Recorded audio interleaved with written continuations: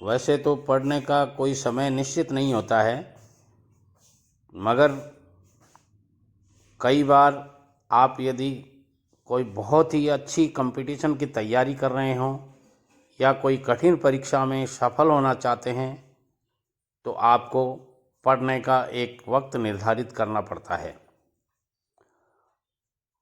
कुछ लोग सुबह पढ़ते हैं, कुछ लोग शाम को पढ़ते हैं, कुछ लोग दोपहर में पढ़ते हैं, या यूँ कह सकते हैं अपनी मन मर्जी के हिसाब से अपना समय निश्चित करते हैं।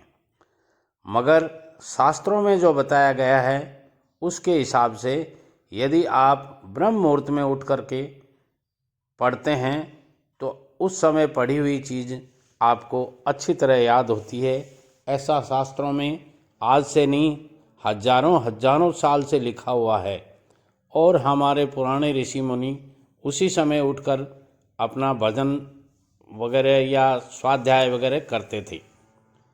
तो आप भी यदि किसी अच्छे कंपटीशन की तैयारी कर रहे हैं या यूँ कह सकते हैं कोई अच्छी पढ़ाई कर रहे हैं तो उसके लिए आपको सुबह 4 बजे से लेकर 6 बजे का समय, यानी ये 2 घंटे का समय यदि आप पढ़ाई में लगाते हैं तो आप ये समझिए आपके पूरे दिन भर की पढ़ी हुई चीज़ें आपको जितनी याद नहीं रहती हैं उससे ज़्यादा 4 से 6 बजे सुबह का समय है वो आपको ज़्यादा मुफीद रहेगा, ज़्यादा बढ़िया रहेगा, ऐसा शास्त्रों में बताया गया है।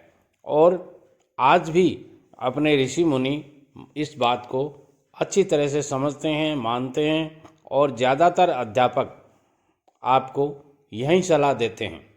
अब बात आती है कि सुबह उठ के पढ़ा नहीं जाता। क्यों नहीं पढ़ा जाता?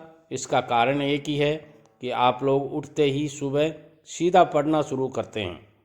इसलिए मैं कहूँगा इसकी बजाय आप सुबह उठ के अपनी दैनिक क्रियाओं से निवृत्त होने के बाद में थोड़ा सा व्यायाम कीजिए, और व्यायाम करने के बाद 5-10 मिनट आराम कीजिए, और उसके बाद में सुचारू रूप से पढ़ना शुरू कीजिए। आपकी पढ़ाई व्यवस्थित हो जाएगी और आप जो भी तैयारी कर रहे हैं, जो भी परीक्षा में पास होना चाहते हैं, उसमें कोई संदिग्धता नहीं रहेगी। नमस्कार।